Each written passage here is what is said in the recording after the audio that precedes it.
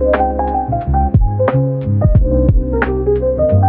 muy buenas tardes. Estamos en el segundo capítulo de Chismecito Jurídico y nos acompaña el licenciado Cristian y Rasputin. El licenciado Cristian es secretario de un tribunal laboral. Estudió obviamente la licenciatura en Derecho y tiene una maestría en Constitucional y Amparo. Sí, en todos esos lugares pues tuvo su mención honorífica, el más sobresaliente.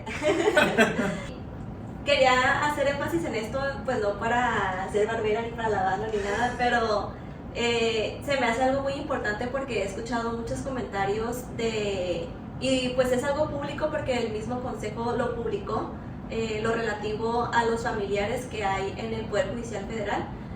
No obstante, estos familiares pues no significa que un titular haya puesto una persona. Cristian no tiene familiar titular, sino que su papá trabaja en el Poder Judicial Federal, pero ello no quiere decir que sean personas que se hayan saltado los requisitos, porque para obtener el puesto que tuvo, él tuvo que realizar un examen para ser secretario de juzgado laboral, pero también anteriormente había realizado su examen para ser secretario proyectista en general, no nomás en los laborales, y pues para que le pudieran dar ese nombramiento tuvo que haber mandado, ahora sí su titular, una consulta a la Ciudad de México, al Consejo de la Judicatura Federal, y a través de esa consulta se debe de verificar pues que no haya algún favoritismo, que no sea por una triangulación de nombramientos. ¿Qué es triangulación de nombramientos? Pues que por ejemplo si yo fuera titular, Cristian fuera titular y entonces yo le doy nombramiento a un familiar de él le da nombramiento a un familiar mío y se triangula o yo le doy nombramiento de Rasputin y ahí se triangulan los familiares. Entonces pues todo esto lo verifica el consejo a fin de que no se caiga en el nepotismo. Y sí, tal cual, creo que es un comité de ética. Haz de cuenta que pues mi papá trabaja mejor dicho, como secretario de un tribunal penal, nada más que desde siempre me gustó a mí la función judicial porque él ya era, bueno, habría que diferenciar un poquito, ¿no? De que cuando se habla del Poder Judicial, mucha gente como que lo centra que es el Poder Judicial Federal, pero realmente tenemos 33 poderes judiciales, el Poder Judicial Federal, los de los 31 estados, los poderes judiciales locales y el Poder Judicial de la Ciudad de México. Mi papá, desde que pues, yo tengo conocimiento, él era juez civil o familiar en Tamaulipas. Por lo tanto, yo crecí entre libros de derecho, entre libros de jurisprudencias, entre pues lo que era la impartición de justicia. Y como que uno desde niño se va encarrilando a lo que hacen los papás. O tienes dos opciones. O te encarrilas a lo que hacen, o te encarrilas opuestamente a lo que hacen porque no te gusta. En mi caso, desde chico yo decía, sí me gusta, pero llegué a un punto en el que, antes de elegir universidad, estaba, que quiero estudiar psicología, medicina o derecho.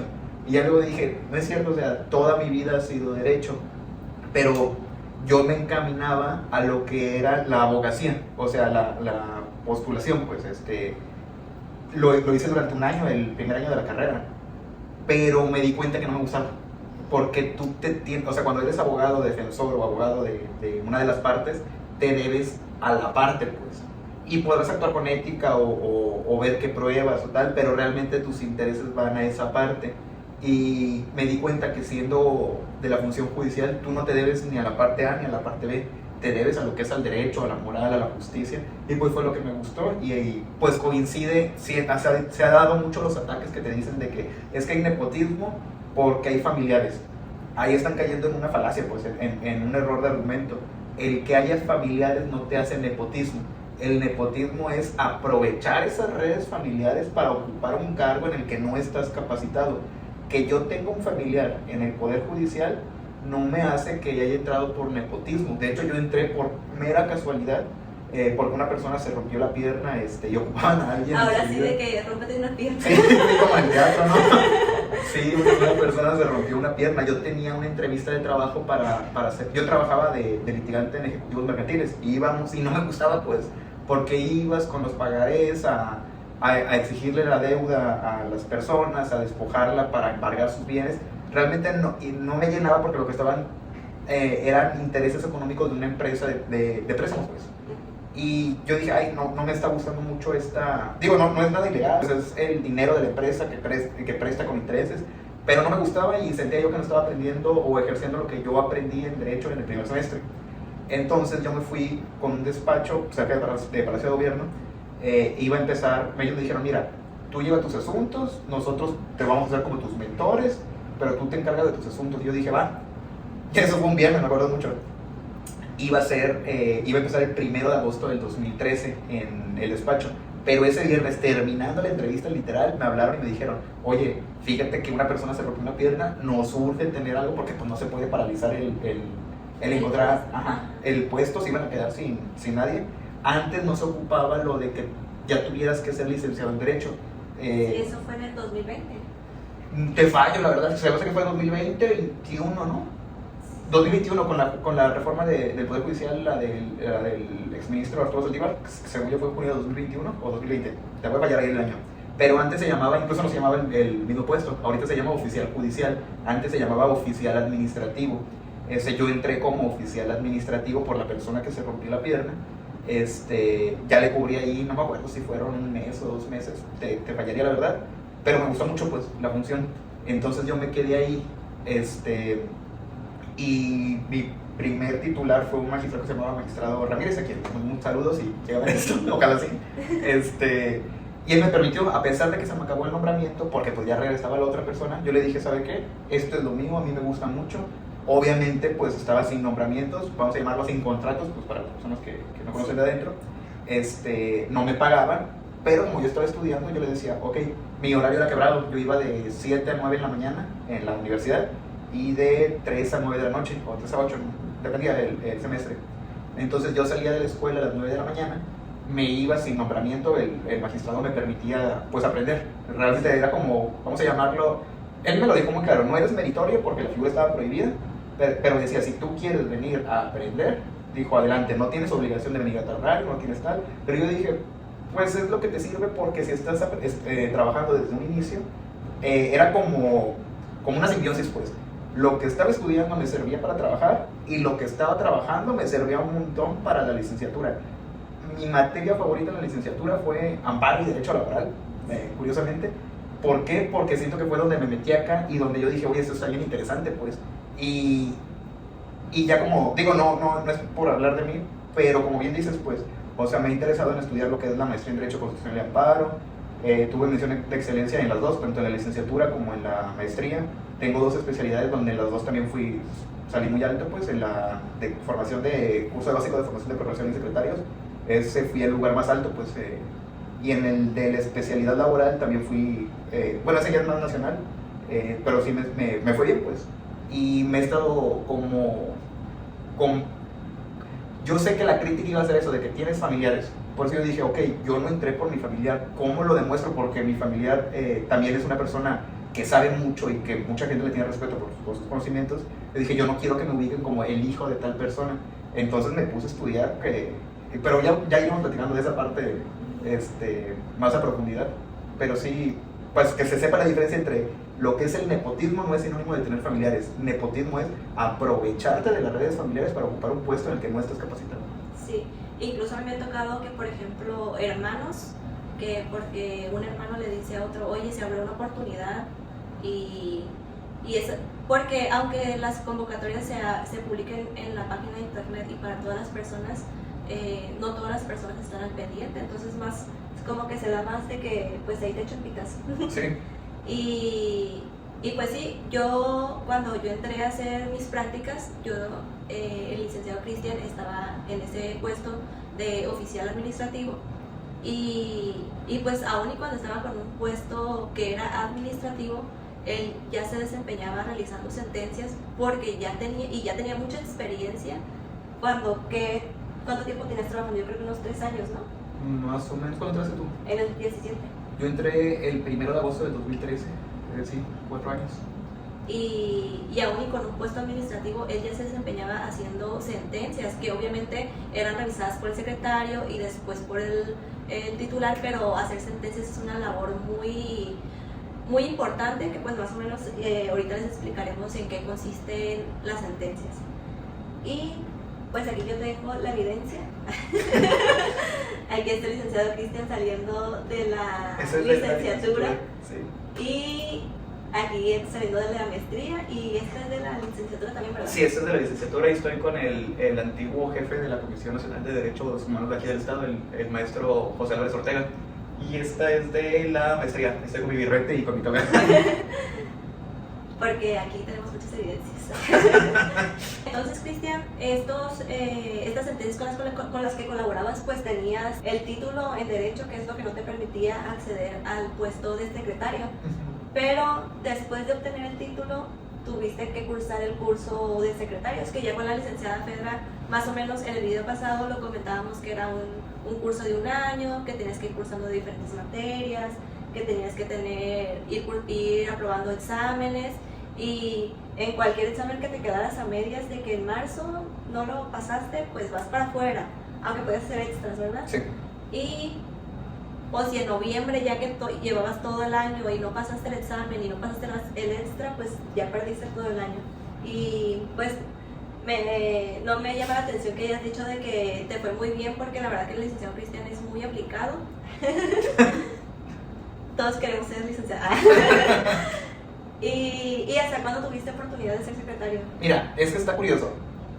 Yo te digo, entré en el 2013, entré precisamente en la licenciatura, iniciamos en septiembre de 2012, si mal no recuerdo. En lo que fueron, de que yo terminé el primer semestre de licenciatura, un maestro me habló, estuve trabajando un par de meses ahí, y para agosto del 2013, no, entonces fue el 2012, perdón, para entrar a la licenciatura, pero para agosto de 2013 fue que entré al Poder Judicial Federal, el Poder Judicial de la Federación, perdón. Ahí estuve, pues lo que era segundo semestre, o sea, primer año. Podía ser oficial administrativo, pero no podía ser, por obvias razones, secretario, porque para secretario sí necesitas, sí o sí, no hay manera de que no, necesitas título de licenciado en Derecho o de Ciencias Políticas y Derecho, necesitas ser titulado. Entonces yo me titulé en el 2017, apenitas me titulé. Había 2 maneras de acreditarte para ser secretario de juzgado o tribunal de circuito. Uno era el curso básico y otro era un examen que hacías en Ciudad de México.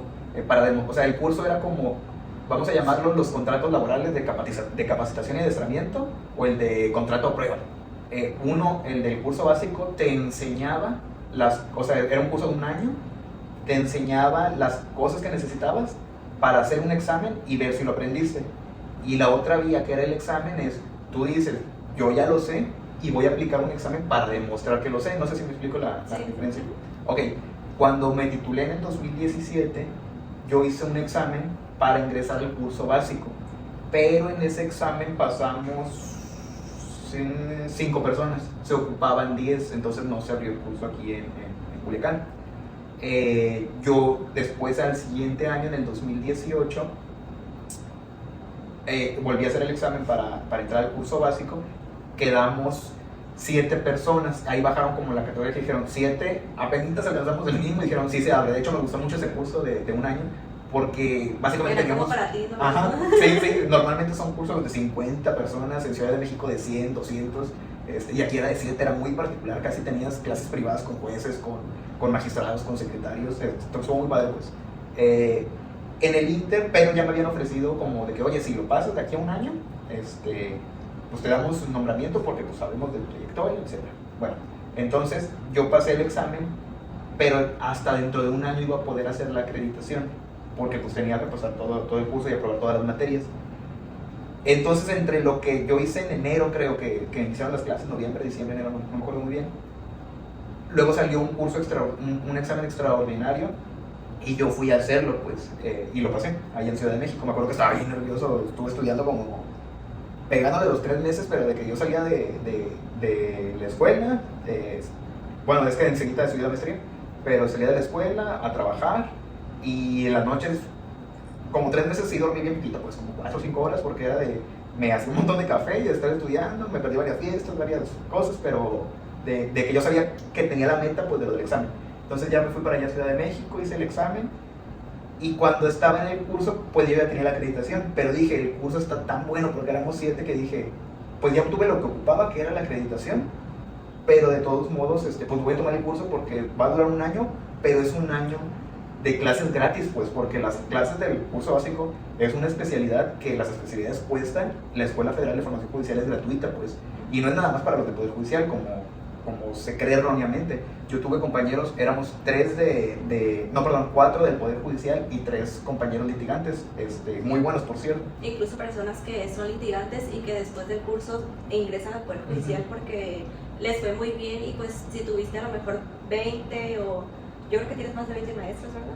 Sí, tenemos. Pues tantas personas ya te hiciste de que a lo mejor cuando fuera una persona, pues ya el mismo titular dice, yo me acuerdo de una persona en el curso que era muy responsable, muy inteligente, y de ahí ya van entrando también al Poder Judicial. Sí, y el primer nombramiento lo tuve con una magistrada en el tribunal, era un tribunal colegiado auxiliar.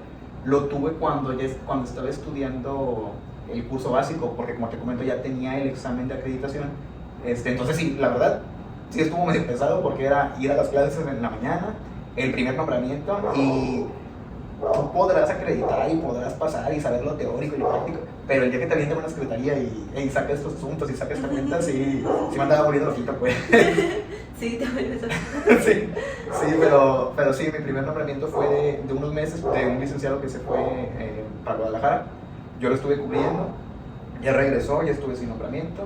Bueno, regresé a mi base de oficial, mejor dicho, de oficial administrativo. Y luego ya tuve así como nombramientos esporádicos. Siempre fue en colegiado, pues. Nunca estuve en juzgado de distrito de amparo, porque lo que yo sabía era de amparo directo, que ya ahorita lo platicaremos, o de amparos en revisión, o las cosas que hace la instancia del tribunal colegiado. Posteriormente, cuando se dio la reforma que platicábamos ahorita de lo del 2021, hubo una reforma también a la Ley Federal del Trabajo, a la justicia laboral, y pues a mí, como te comento, mis materias favoritas eran amparo y laboral. Entonces, como estaban esas críticas de lo del nepotismo y de tal, que yo sé que a los ojos de mis compañeros del tribunal sabían que yo era bueno y que le echaba muchas ganas al trabajo, pero externamente podían ver de que, tiene un familiar, y decían, seguramente lo acomodó, o no quería ese estigma de, quería crear mi propio nombre, pues, no el nada más de que es hijo del licenciado tal, pues. Entonces yo concursé y otra vez fue desvelo, porque esa sí fueron un desvelo como de 6 meses que estuve estudiando todas las noches. Sí, de hecho yo también hice de laboral de oficial y de actuario. Sí. Y le pedí al licenciado Cristian que me pasara mis resúmenes. Sus resúmenes. No, hombre, parecía que era un libro. No, sí estuvo pesadito, pues. Ese examen fuimos a Guadalajara. Constó de un examen que era en línea, un examen de preguntas de A, B, C y D. Pero era muy controlado, pues, porque es un programa que se llamaba ¿Sumaria? No. Un programa donde te tienen videocámara, verifican que no tengas nada, te están grabando las manos, te están grabando todo. Antes se llamaba Sumari, pero no sé si ya, como lo han estado cambiando. Ajá. Para que, pues no sé, como que tienen la misma función, todos te graban, pero a lo mejor para que tenían algunos más seguridad que otros. Ok, sí, la verdad no me acuerdo, según yo era Sumari, pero lo que sí me acuerdo era que te sentías hasta vigilado por todas partes, pues, porque tenías que estar en una habitación blanca, mostrar que no había ningún libro, que no había nada. Que no había una ventana enfrente de ti. Ajá, el mismo programa te evitaba que pudieras abrir cualquier explorador, o les mandaba señales de alerta, y si te mandaban señales de alerta, te sacaban, pues. Hay gente que decía que si estornudaban, lo sacaban. Sí, sí. Y yo cuando lo estaba haciendo, yo así como que... Sí, pues el examen consistió en eso. Ya después de el primer examen, pues la primera etapa, ya luego te avisaban como a los 2 meses de que, oye, tú pasaste esta etapa, sigue la siguiente, que era hacer un examen. Tú elegías la sede, era Monterrey, Guadalajara, Ciudad de México, y no recuerdo cuál es otra. Bueno, ponías como tu preferencia. Ya el consejo, dependiendo cómo estaba distribuido, te decía a cuál te ibas.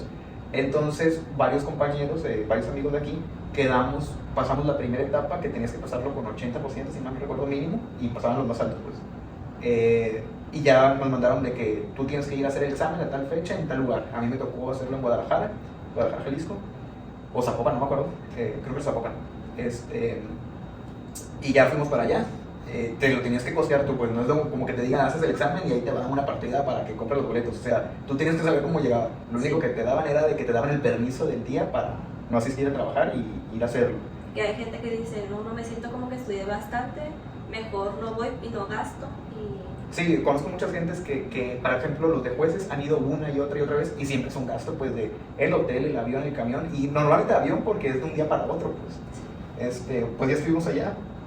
La siguiente etapa consistió en hacer una sentencia laboral. Me daban un expediente, venían las constancias de que la demanda, la contestación, las audiencias, me daban una laptop que no tenías conexión a nada más que a lo que te daban de que las leyes, la jurisprudencia estaban muy controladas. Teníamos auditores, o sea, había personas sentaditas a los lados y veían que cualquier cosa que ocuparan, de que, oye, tal duda, pero era un archivo en blanco y tenías que escribirlo de cero, y ya luego te calificaban de coherencia, razonamientos, lógica, derecho, los tratados, pero sales de ahí y no te dicen si quedas o no. Bueno, todo esto para que no se piense que es que lo conocen y le ponen tal, todo es con un código de barras, nadie conoce nunca tu identidad porque es con un código de barras, a ti te dan una pulserita, la compu que te dan tiene el código de cuál perteneces, para que las personas que califiquen no digan, voy a calificar porque conozco a esta persona. Ellos califican sin saber quién es quién, pues, eso es secreto. Hasta el final dicen, pasó el número 0128457 y luego sacan la relación, ¿quién es? Ah, pues tal persona. Y ya como el par de meses salió y tú elegías el lugar donde querías estar y ya los jueces, por ejemplo, los jueces laborales de aquí de Sinaloa decían, a ver, tengo esta lista de las personas que pasaron el examen a nivel nacional, ¿quiénes eligieron Sinaloa? Ok, de los que eligieron Sinaloa, ¿quiénes son los más altos? Y ya de ahí ellos iban hablando y ya fue así como me hablaron y estoy ahí de secretario laboral desde octubre 2022. Sí, acabamos de cumplir 2 años. Y los tribunales laborales fueron un total reto porque es algo novedoso, no había como que algún precedente, se fueron abriendo por diferentes tiempos, primero fueron unos estados, después otros estados, hasta que se logró poner en toda la república. Y esto fue porque se estaba pidiendo que los juicios laborales no tardaran tantos años como tardaban en las juntas de conciliación y arbitraje. Entonces, no es como que vayan a decir de que, pues tanta preparación y no sirve para nada y así, porque lo que hizo es que anteriormente las juntas que dependían del Ejecutivo se transformaron en tribunales laborales y esos tribunales laborales son orales. Entonces, en el tribunal laboral, la jueza está enfrente de las partes y ya ahí mismo se van realizando diversas audiencias hasta que se dicta la sentencia. Sí, mira, por ejemplo, el derecho laboral estaba en las juntas. Desde el inicio de la Constitución se había manifestado que fuera lo que era el representante de capital, el representante de obrero y el representante de gobierno, que eran como los tres. Se supone que ya era como el derecho laboral pertenece al derecho social, entonces era como que lo iban a discutir sin formalismos y tal, pero respetando el derecho. Pero lo cierto es que en la realidad nunca operó así, pues. Nombraban a una persona de representante de gobierno, de capital, y siempre decían, yo voto a favor de los trabajadores, yo voto a favor de los patrones, y el otro era el que decidía, el de gobierno, pertenecían al Ejecutivo. Con el TEMEC, el Tratado de Libre Comercio de Estados Unidos, México, Canadá, una de las cláusulas es jueces independientes, y como es de las empresas, como es derecho laboral, fue que se fue al Poder Judicial el derecho laboral, se quitó las juntas. Las juntas tenían un promedio de resolución mínimo de 5 años. Haz de cuenta que si tú presentabas una demanda, la primera audiencia, tan solo para radicar tu asunto y decirte, ok, vamos a escucharte por la carga de trabajo y también por la falta de... Pues hay muchas personas muy buenas de las juntas, pues no quiero generalizar. Sí, incluso que esas personas participaron. Ajá. Y ahorita están en el Poder Judicial. Sí, yo no critico a las personas que pertenecían a la junta. Lo que critico es el diseño y la falta de presupuesto que había en la justicia laboral, como que a gobierno no le interesaba tanto ese tema, estaban pues muy raquíticos en cuanto a personal, en cuanto a insumos, no tenían capacidad presupuestaria, y entonces, por ejemplo, presentaban una demanda y se iba para los 5 o 6 meses la primera audiencia, y un juicio te duraba 5, 6, 7, 8, 10 años. Aquí con nosotros sí tenemos mucha carga de trabajo, la verdad, pero nuestro promedio de resolución van de 4, 5, 6 meses. O sea, ya, a veces sí se excede, te hablo de un promedio, pero sí lo he platicado con abogados laboralistas que nos dicen, sí nos gusta que se haya ido el Poder Judicial, porque hay más transparencia también, pues. Por ejemplo, a pesar de que las juntas eran orales, la verdad es que, pues sí era oral, pero levantaban nada más un acta, pues una hojita donde decían qué pasó. Acá todas las audiencias están videograbadas. Cuando un colegiado vaya a resolver el asunto, cuando alguien quiera ver, va a ver la audiencia. De hecho, las audiencias son públicas. Cualquier persona, a quien guste, puede ir a acudir ahí al Poder Judicial. Tenemos un horario de 9:30 de la mañana a 2:30 de la tarde para atención al público. Nosotros seguimos trabajando más tarde. Pero el día que quieran pueden ir a acudir a una audiencia y sentarse ahí en el público. De hecho, ya han ido estudiantes, han ido así personas y si les gusta, pues. Y luego en el video pasado hablábamos de qué hace el Poder Judicial y decíamos que juzgaban autoridades. Iban a decir, oye, pero pues también ahorita me están diciendo que laboral. Sí, también hay juzgados laborales y también hay juzgados penales, pero pues eso ya los iremos hablando más adelante. Ahorita, como para no perdernos tanto el hilo, vamos a agarrar como de qué es el Poder Judicial. La función principal del Poder Judicial es resolver sobre el juicio de amparo. De hecho, eso fue como la justicia federal en un principio, para eso se creó, para ver y vigilar que las autoridades realicen sus funciones conforme a las normas que ya están establecidas por el Poder Legislativo. Entonces, ahorita en lo particular les vamos a hablar de dos cuestiones, que es el amparo directo y el amparo indirecto. Pero no nos vamos a ir tanto a tecnicismo, sino es como más o menos para que vayan creándose ustedes un ejemplo de por qué es importante el juicio de amparo. Entonces, para ello vamos a abrir este amparo directo para que tengan ustedes un ejemplo. En el amparo directo, empezamos primero con el indirecto, porque como que es más... Mira, yo creo que habría que partir, ahorita lo que comentabas, de que se juzga autoridades y no personas. Hay que diferenciar que en el Poder Judicial Federal hay dos tipos de justicia: la justicia ordinaria y la justicia constitucional. La justicia ordinaria, hablamos de los tribunales laborales, los juicios laborales, los juicios penales, los juicios civiles federales, los juicios mercantiles. Y tenemos la justicia constitucional, que aquí lo diferenciamos entre amparo indirecto y amparo directo. No sé si quieres platicarles un poquito del amparo indirecto y ahorita nos vamos al directo, o al revés. Sí, yo creo que es más fácil el indirecto. Ok. Bueno, no más fácil, sino que es como que el que abarca más. Pues.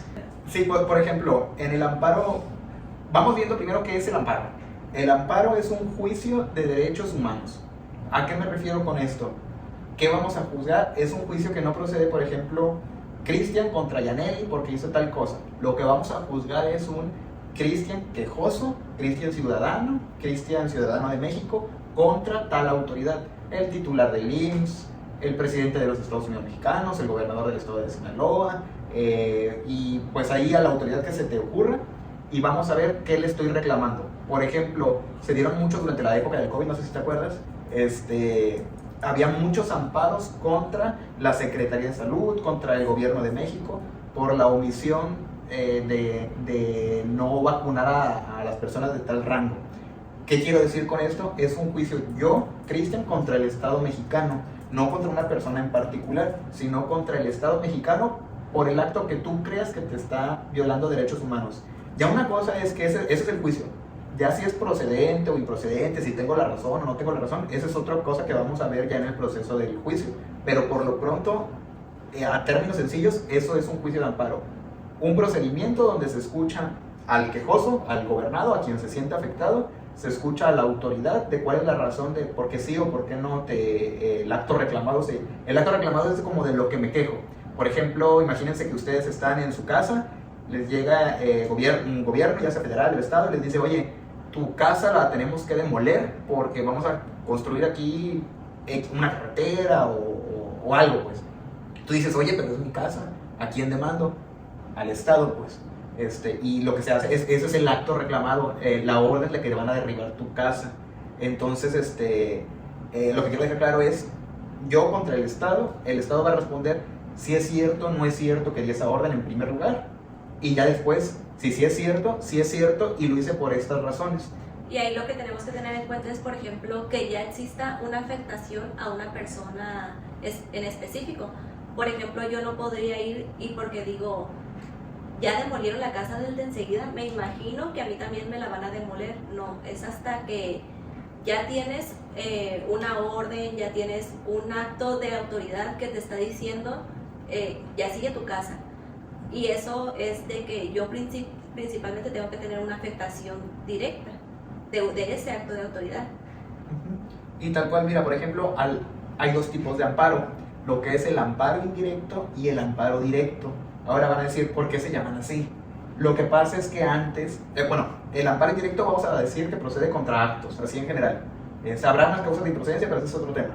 Contra actos me refiero a cualquier acto de gobierno, cualquier acto de autoridad que sientas tú que te lastima derechos humanos, pues sí, derechos humanos de la Constitución o de tratados internacionales en materia de derechos humanos. Bueno, ahora, ese es el amparo indirecto. Hablábamos de ejemplos, una orden de detención, una orden de que van a demoler tu casa, que no te están poniendo vacunas, tu derecho a la salud. Muchos derechos tenemos, un universo gigante, y como tenemos un universo gigante de derechos, un universo enorme de cómo las autoridades pueden violar ese derecho. Ese es el amparo indirecto. Ahora, el amparo directo, ese es más específico, porque nada más puedes reclamar tres cosas. Una sentencia, que para que haber una sentencia tiene que haber un juicio. Por ejemplo, yo que trabajo en un juicio laboral, todo lo que pasa desde la demanda, audiencias, eso no se puede reclamar en amparo directo. Nada más se reclama cuando se dicta sentencia. ¿Qué es una sentencia? Palabras más, palabras menos, la decisión del juez que resuelve el juicio. Y ya en definitiva, contra eso procede el juicio de amparo directo. ¿Contra qué otra cosa? Contra la resolución que pone fin a un juicio. ¿A qué me refiero? Van a decir, pues la sentencia es lo que pone fin al juicio. Sí, pero hay otras resoluciones que también pueden poner fin. Por ejemplo, que desechamos la demanda de manera definitiva, que nos declare, eso es amparo directo, que desechemos la demanda, que digamos tenerla por no presentada porque no cumplen tales requisitos. Son maneras. Los procedimientos civiles que dicen ya te caducó la instancia. Sí, tal cual, todo lo que te ponga un fin, que no te decide el juicio porque no estás resolviéndolo, pero que le pone fin. Y lo otro son los laudos. Un poquito más extraño, es como un tipo de juicio, pero de un tercero. Antes era lo de las juntas, pero realmente tenían símil a sentencia. Pero esa es la diferencia. ¿Y por qué se llama amparo indirecto y directo? Porque antes el amparo directo lo resolvía la Suprema Corte de Justicia de la Nación. Se llamaba amparo directo porque directamente te ibas a la Suprema Corte. Luego se abrieron los tribunales colegiados de circuito, pero se quedó el nombre de amparo directo y amparo indirecto. ¿Por qué se llamaba amparo indirecto? Porque contra la resolución de un juez de distrito en el amparo indirecto procede un recurso, o sea que alguien revise lo que hizo el juez de distrito. ¿Quién lo iba a revisar? Antes de los tribunales colegiados de circuito lo hacía la Corte, cuando no había una carga excesiva de trabajo. Por eso se llamaba amparo indirecto, porque indirectamente podía conocer la Corte si se iba el recurso. Y amparo directo porque quien lo iba a conocer de primera mano era la Corte. Bueno, y aquí tenemos un ejemplo de un amparo directo que... ¿Tienes la sentencia de laboral? Sí, empezamos con esa. Sí, para como más o menos así yo creo podemos explicarles cómo llegó el amparo directo. Miren, por ejemplo, gracias. Por ejemplo, fue un juicio que nos llegó ahí al tribunal laboral donde estoy inscrito. Fue el 19 de 2022. Aquí podemos ver más o menos lo que les comento de cómo se llega hasta una sentencia. Se presentó, miren, por ejemplo, para que vean la rapidez en la que les digo de los juzgados, la demanda se presentó en noviembre del 2022 y ya para febrero de 2023, considerando también el periodo vacacional de diciembre, ya había sentencia pues. Lo primero de un juicio se presenta la demanda. Aquí demandaron al Instituto Mexicano del Seguro Social por una pensión de viudez. Presentaron los hechos de su demanda. El Instituto Mexicano del Seguro Social dio contestación el 6 de diciembre de 2022. Luego sigue una parte de la réplica, que eso es cuando, por ejemplo, la demanda, luego la contestación, luego a la parte actora le dan el derecho de decir algo respecto de la contestación, y luego de ese escrito, algo que se llama contrarréplica, el demandado dice algo de ese escrito. Entonces tenemos la contestación, la réplica y la contrarréplica, un auto de depuración, que eso es, es donde la jueza dice qué hechos no hay discusión de las partes para ni siquiera emitir pruebas, porque como ya no hay discusión de las partes de esos hechos, pues no tiene razón de sí, eso. En esto, por ejemplo, si decimos, es que la persona se jubiló el 10 de diciembre de 2022. Y yo soy la persona y el CENIPS ya no dice nada respecto a eso, o dice, es cierto que se jubiló, ya no vamos a emitir pruebas de eso, pues. Entonces aquí ya, por ejemplo, lo que se hizo fue que la actora, aquí están los datos sensibles porque pues no los vamos a hacer públicos, contrajo matrimonio tal fecha, luego tal persona se murió en tal fecha. Esta parte acudió ante el Instituto Mexicano para solicitar la pensión de viudez por el fallecimiento de su pareja. Tal persona, el Instituto Mexicano le dijo, no tienes derecho a la pensión de viudez. Y esa es como el problema, si tiene o no derecho a la pensión de viudez. Luego una sentencia laboral se estructura la competencia, que es por qué nosotros podemos conocer de ese juicio laboral. Luego la procedencia de la vía, hay varias vías en la laboral, la ordinaria, conflictos individuales de seguridad social, procedimientos especiales, etc. Ya dijimos, la vía que intentaron, la de seguridad social, es la correcta. ¿Qué pruebas admitimos? Ahí hacemos una relatoría de qué pruebas se desahogaron en el juicio, bla, bla, bla, bla. ¿Qué norma vamos a aplicar? Porque hay dos leyes del Seguro Social, la viejita del 73 y la nueva del 97. Ya dijimos, tal persona tal persona estaba cotizando desde el 91, entonces le aplicaba la viejita, la verdad. Ya dijimos, a ver, ¿cuál va a ser nuestro problema jurídico? Es ver, lo que les digo, si tiene derecho o no a una pensión de viudez. Y ahí como precisamos bien qué problema vamos a estudiar y ya luego estudiamos el problema. Resultó en este juicio que el Instituto Mexicano del Seguro Social tenía razón. La señora no tenía derecho a la pensión de viudez porque haz de cuenta que tienes que cumplir unos ciertos requisitos, pues. De que tengas 150 semanas de cotización ante el IMSS y otras ondas. De que estés en un periodo de conservación, que es la cuarta parte. Muchas cosas técnicas que no tiene caso ahorita platicarlas. Pero el chiste es que el Instituto Mexicano del Seguro Social confirmó, o sea, acreditó en juicio que tenía razón al negar esa pensión de viudez. Aquí explicamos por qué tiene razón. Todas las sentencias, no nada más hasta que nosotros digamos, el IMSS tiene razón. Tenemos que explicar por qué nos llegó a esa conclusión. ¿Para qué? Para que las partes conozcan los argumentos y en el amparo directo puedan combatir estos argumentos. Y a lo mejor podría decir las personas, ¿por qué ponen tantos requisitos para que tengan la pensión? Los jueces no están dando las pensiones o no están dando el favor a los trabajadores, pero en realidad estas normas ya son las que estableció el Poder Legislativo, que son los diputados y senadores. Entonces, el juez lo que tiene que hacer es ver que esos artículos se están dando cumplimiento o que esos artículos no vayan como que en contra de los derechos también de las personas, porque se puede dar que, por ejemplo, en el video pasado los artículos eran inconstitucionales porque estaban discriminando a la persona. Entonces es como que una interpretación de los artículos frente a la misma persona. Y aquí pues, como hay veces en los que sí le resulta de favor a la persona, hay veces en las que no, y aquí tenemos un ejemplo en el que no. Ajá, tal cual, o sea, nosotros no es que digamos, tiene razón porque yo creo que tiene razón, o no tiene razón porque no se me antoja que tenga razón. O sea, vemos la ley, las normas, los criterios que hay, la jurisprudencia, tanto la nacional como la internacional, y a todo eso le recae una sentencia donde analizamos todos esos puntos. Aquí precisamente se alegaba que la figura, tengo que tocarlo un poquito para explicarlo, pero la figura de la conservación de derechos, la parte actora, los que demandaron, dijeron es que eso es ilegal. Pero ese tema ya lo había resuelto la Suprema Corte de Justicia de la Nación, que nos obliga pues. Entonces básicamente esta sentencia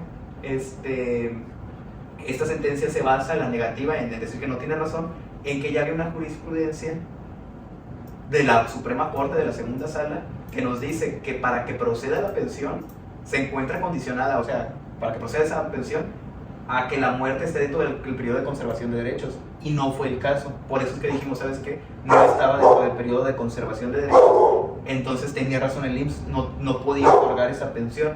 ¿Qué pasaba si la otorgaban? Porque decían, o sea, muchos podemos pensar, es que es, pues pobre señora, pobre tal, pero estamos pensando que eso es un fondo, una bolsa común de dinero. Personas que sí tengan derecho a esa, pues a lo mejor no van a poder si le damos las pensiones a personas que no tienen derecho. Es un esquema muy, o sea, no solo son leyes, o sea, es una situación económica donde tenemos que ver la rentabilidad de sostener a todas las pensiones del país. Y pues ya con todo el estudio que se hizo se determinó, se resuelve, la actora tal no acreditó la procedencia y no justificó las excepciones y defensas, y por tanto absolvimos al IMSS. Ya si quieres aquí, contra esa sentencia, pues la parte que perdió, la actora, promovió un amparo directo y le recayó esta sentencia. Ya si quieres les puedes platicar de la estructura de la sentencia de amparo o el trámite, lo de la precisión del acto que platicábamos ahorita.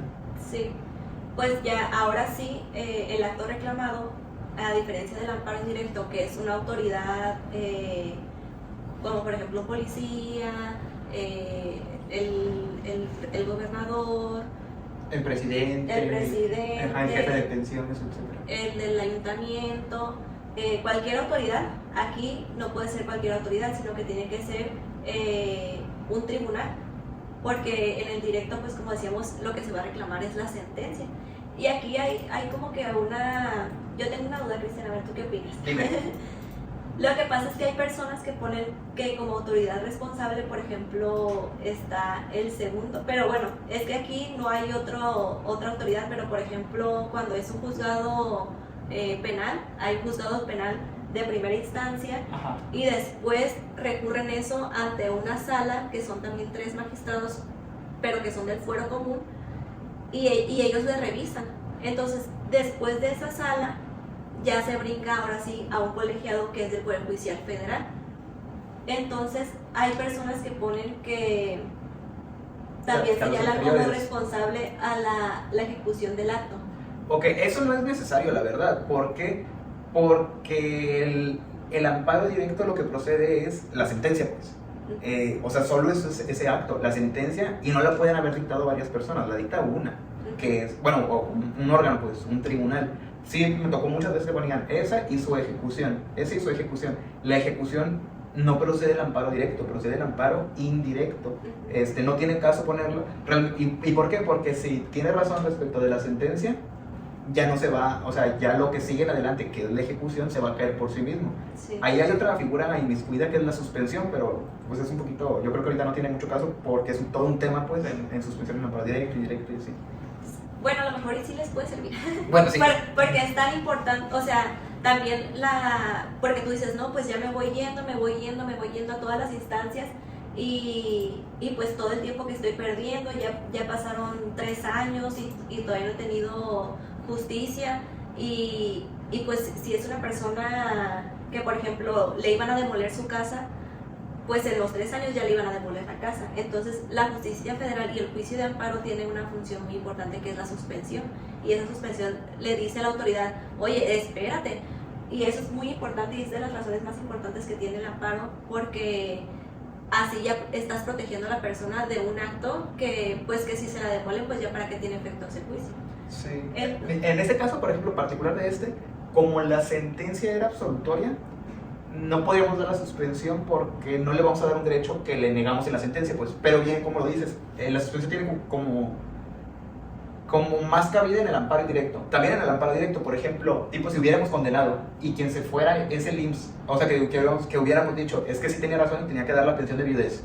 Si el IMSS se va al amparo, él sí podía pedir la suspensión, decir, oye, no me hagas pagar la pensión de viudez hasta que nos diga el colegiado qué onda, y ahí veríamos los requisitos de que garantice 6 meses del juicio, etcétera, etcétera. Y por ejemplo, en el caso que decía el licenciado Cristian de las vacunas, ahí, aunque era un derecho que todavía no tenían las personas, porque por ejemplo la demolición de la casa, pues tú ya tienes tu casa, ahí tú estás protegiendo tu casa, y en la vacunación pues decías, y si le niego el amparo, ¿cómo se lo regreso?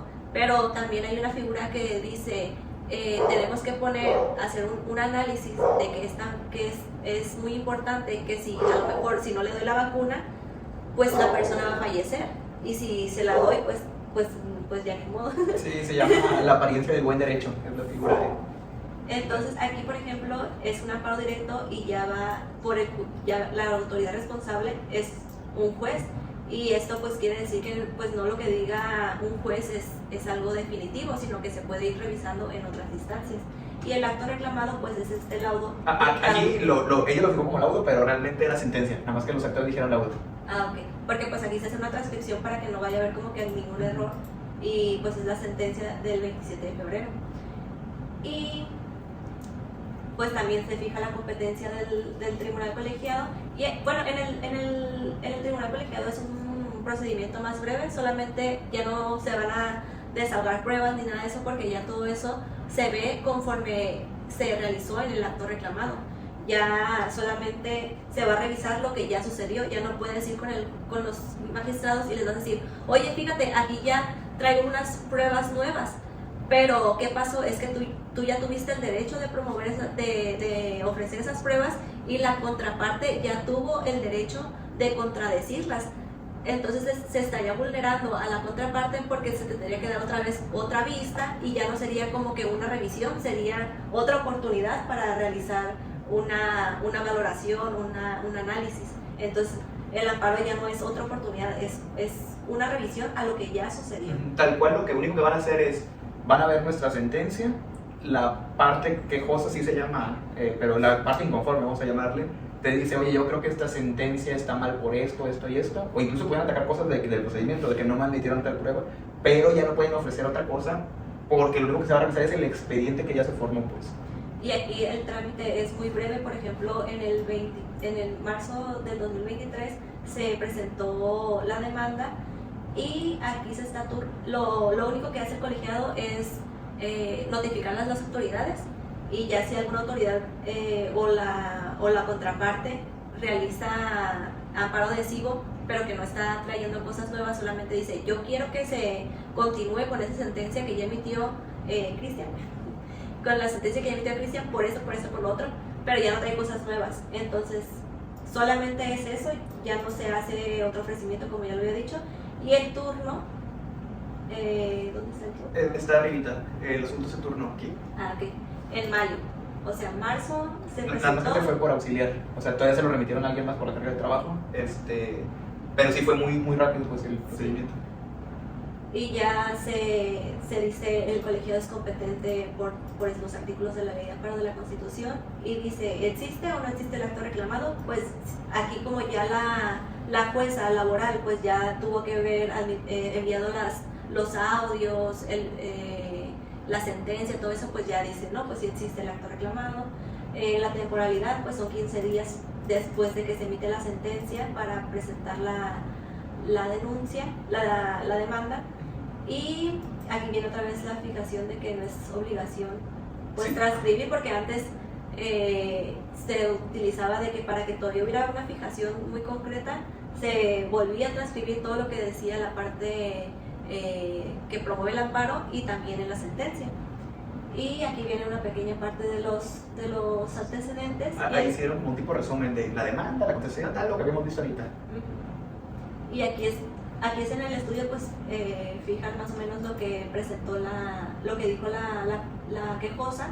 Y no sé si, Cristian, tengas aquí algo que digas tú, ay, reclamo. No, mira, aquí curiosamente volvió la parte quejosa a insistir lo mismo, de decir, oye, ¿sabes qué? En los conceptos dijo, es que la conservación de derechos es ilegal, es inconstitucional, es inconvencional, ya dio sus razones de por qué lo consideraba así, baja el micrófono. Y ya aquí le dijo el colegiado, es infundado. ¿Por qué? Y ya se pone a estudiar lo que dijo la Suprema Corte, que básicamente es lo mismo que nosotros le dijimos, de que, oye, es que la Corte ya dijo esto. La corte, o sea, lo que diga la Corte nos es obligatorio cuando hay una mayoría ahí de votos, dependiendo qué tipo de asunto. Pero aquí ya dijo, ese tema que traes, precisamente el mismo tema, ya la Corte dijo que ocupas esto, esto y esto, y no lo traías, pues. Y entonces aquí le hace la explicación al colegiado de, la Corte dijo que esta figura de la conservación, bla, bla, bla, bla, lo mismo que le dijimos nosotros, pero un poco más desarrollado en los precedentes, tal. Y llegó a la conclusión que dijo, entonces el Tribunal Laboral sí actuó bien porque respetó tanto la ley como los tratados internacionales como la jurisprudencia de la Corte. Y si quieres bajar hasta el último, porque fue todo lo que estudió. O sea, ahí sigue diciendo lo que dijo la Corte, bla, bla, bla, bla, bla, bla. Salió la jurisprudencia, la que nosotros citamos, de que no viola el derecho a la seguridad social, lo del periodo de conservación de derechos. Y a raíz de eso, dijo, entonces el tribunal actuó bien, lo de la pensión de viudas que ahorita comentábamos. Ya le dijo por qué está equivocado en lo que dijo y le terminó negando el amparo y protección de la justicia federal. Eso no quiere decir que una parte, o sea, porque muchas veces los abogados preguntan, oye, ¿y ese colegiado o ese juzgado está a favor o en contra del IMSS? No se está a favor ni en contra de una institución ni de una persona. Tú analizas el caso concreto. Por ejemplo, hemos tenido asuntos donde niegan la pensión de viudez, pero sí estaban dentro del periodo de conservación de derechos. Y entonces decimos, oye, sí le tienes que dar la pensión porque sí tiene derecho, pues. No puedes generalizar de si estás en, por ejemplo, ahorita lo que platicabas de los delincuentes, de que liberan delincuentes, no es que se liberen delincuentes, es que no son delincuentes, está la presunción de inocencia y caso por caso se tiene que ver, no podemos generalizar una temática porque cada asunto tiene sus particularidades, pues.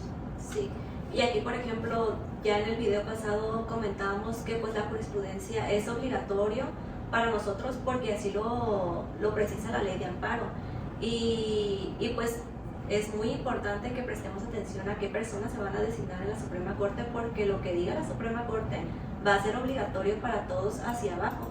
Y también aquí podemos ver que era importante el escalafón de ir subiendo de secretario a juez y magistrado, porque por ejemplo, ¿qué hubiera pasado si el magistrado hubiera desconocido la jurisprudencia que ya dijo el juez y a lo mejor algo correcto lo hubiera dicho lo contrario a algo que ya estaba correcto? Sí, tal cual, la carrera judicial lo que nos ayuda es, por ejemplo, en el 2013 que yo entré a trabajar, ni de chiste yo hubiera, aun cuando la ley lo permitiera, que dijera, no, sí puede ser secretario, aún sin título, que no lo dice, es un ejemplo hipotético. yo no hubiera aceptado un nombramiento porque yo no estaba listo. O sea, pasaron desde que entré en 2013 a la universidad al 2017 a que saqué la licenciatura, a que luego tomé los cursos, y durante todos esos años es estudio y estudio para saber las fuentes normativas, los órdenes de aplicación de la jurisprudencia, el ponderar si una norma es o no constitucional. O sea, son muchas figuras. Se tiene como que la idea de muchas personas que no son abogadas, que la función de un abogado es qué dice la ley y lo aplico, como que premisa mayor, premisa menor, conclusión. El artículo dice esto, el caso dice esto, encuadra o no, y el resultado. Pero no es tan sencillo. O sea, te dan muchas técnicas de experiencia de, oye, ¿y ese razonamiento es válido? ¿Es constitucional ese artículo? ¿Es justo? ¿Se está viendo el impacto que tiene respecto de un grupo tal o respecto de un grupo tal? O sea, por ejemplo, esa norma le va a generar los mismos perjuicios a las mujeres, a las personas de la comunidad LGBT. Pues creo que platicaron la vez pasada, ¿no? De lo de la norma de los matrimonios. Por eso es importante la carrera judicial, para adquirir esos conocimientos, y no se vale, creo yo, cuando se dice, ay, pues la curva de aprendizaje, ahí vamos a ver qué onda. Porque las personas detrás de este expediente, o sea, este número, sube ratito, este es el expediente 341. A mí no me gusta decir, en el expediente 341 tal. En este expediente 341 hay una persona detrás, hay una familia, hay una persona que está diciendo, oye, es que yo tengo derecho a una pensión de viudez y ella merece que se estudie el asunto conforme a las normas vigentes, conforme a la jurisprudencia, y no conforme a una curva de aprendizaje, a ver, ahí se va y ya después corregimos errores. No se vale, pues. Es muy técnico, pues esto sí hay que estar muy preparados y asumir la función social, tanto jurídica como social, que tiene un tribunal. Vas a decidir sobre la vida, o sea, dependiendo del tipo de juicio, sobre la vida, la propiedad, la libertad, la seguridad. O sea, hay muchas cosas en juego que van a estar a las manos. No creo que lo podamos dejar así a ver qué pasa y vamos a experimentar. No podemos estar experimentando con las personas, pues. Cristian, y tengo una duda. ¿Qué onda?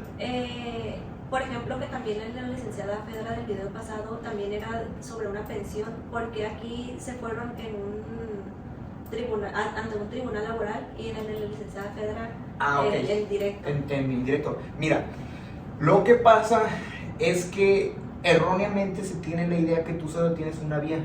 Tenemos muchos instrumentos jurídicos.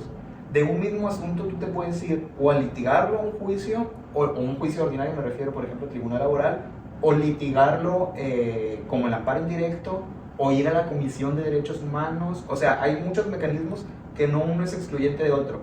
Nada más para que me ubiques, el asunto de la licenciada Fedra, lo que platicaron es el otorgamiento de un derecho por una matrimonio homosexual. Ajá. Ok. Intuyo que sí es... fue violación de un artículo, ¿no? Sí, haz de cuenta que ha de haber sido la negativa de la resolución, que les dijeron no procede porque no está estipulado que un matrimonio homosexual pueda tener derecho a la seguridad social, y lo que impugnaron, o sea, pudieron haber ido a un juicio a reclamar esa negativa de que tengo derecho, o en amparo indirecto, el acto reclamado y la autoridad responsable. Sí fue esa resolución, pero también había otro acto, que era la norma. ¿Quién es la autoridad responsable? El Congreso de la Unión. ¿Y que impugnaron? El artículo tal que les niega ese derecho. Entonces te digo, tú puedes tener las dos vías. O irte a un juicio a reclamar la negativa laboral como seguridad social, o impugnar la norma y el acto de aplicación de que fue la negativa. En ese caso optaron por irse por el amparo indirecto. Esperamos no haber sido muy técnicos Sí. y no haberlos confundido mucho, y que esta información sea de mucha utilidad. Licenciado, lo que quiera. Pues aquí estamos a la orden para cualquier cosa de dudas de derecho laboral, derecho constitucional. Los invito a acudir a las audiencias. La verdad es muy académico, muy entretenido ver esas partes, y también para que no se dejen malinformar de que son corruptos o son tal. Pueden ir a ver las audiencias y cómo nos dirigimos, o preguntar a las mismas partes y a los mismos abogados que vean las audiencias si nosotros hemos hecho algo de corrupción. Les van a decir que no, pues. Sí, y aquí a lo mejor algo que hay que resaltar mucho es que esos actos generalizados, pues en realidad hay mecanismos para verificar que se haya actuado de esa forma, y no dependen de los mismos jueces. Se van a un tribunal de disciplina, o se puede realizar una investigación penal, que es con los fiscales, que no dependen del Poder Judicial, y y pues no nomás decir, ay, ya, todos, porque es como si yo me fuera aquí a Barranco y dijera, todos en Barranco son cholos. y pues no puedes generalizar, tienes que realizar, todos tenemos presunción de inocencia, tienes que realizar investigaciones y señalar a la persona, y pues esa persona pues yo creo que nadie la quiere, porque cuando puede revisar un asunto mío, puede revisar un asunto de Cristian, y pues nadie quiere que una persona así esté en una función tan importante. Pues ojalá les haya gustado, y cualquier cosa estamos aquí a la orden. Muchas gracias por la invitación. Gracias a ti por venir. Aquí estamos a la orden. Nos vemos.